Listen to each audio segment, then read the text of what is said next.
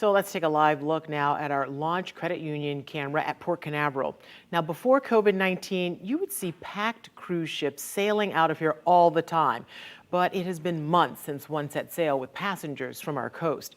For cruise ships to resume operations, it would involve testing on board, limiting capacity, and even trial runs for ships without paying passengers. Today, Port Canaveral CEO issued his state of the port, and News 6's Clay Lepard was there.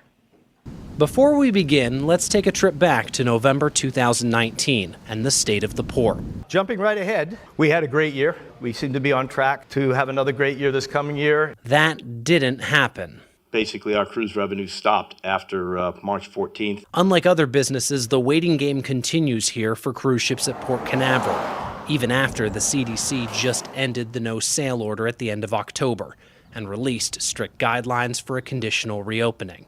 All ships will have testing facilities on board. Port Canaveral CEO and Director, Captain John Murray. I think the biggest concern that I personally have right now is that the caseload for COVIDs in the U.S. right now is exploding, and as that gets worse, then it's going to have a detrimental effect on people, A, wanting to go back to cruise, and B, getting the support from CDC to get them back in business. Work completed on Port Canaveral's newest terminal back in June. Now it's just waiting for passengers. When it opens, the $163 million terminal project will house Carnival's newest and largest ship, Mardi Gras. Captain Murray says look to Central Florida to lead the reopening. We're going to be one of the first to get started. It would be Miami and probably Port Canaveral. We're ideally suited for the short voyages. I think when the industry gets restarted, you're not going to see 7-day voyages out of the starting gate. You're going to see the 3s, the 4s, and the 5s.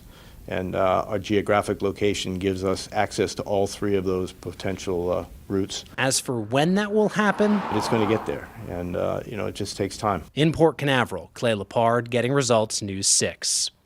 And this comes as we learned Royal Caribbean is seeking volunteers to test its safety protocols on simulated sailings. The cruise line will operate test voyages as part of its efforts to resume traditional passenger trips. The test cruises are expected to begin with short treks to the private island Coco Cay, and volunteers must be 18 or older. But a similar test seems to be having some issues. Officials say the first cruise ship to sail through Caribbean waters since the pandemic began ended its trip early after one passenger got sick and is believed to have COVID-19. A passenger tells the Associated Press most of the passengers are from the U.S.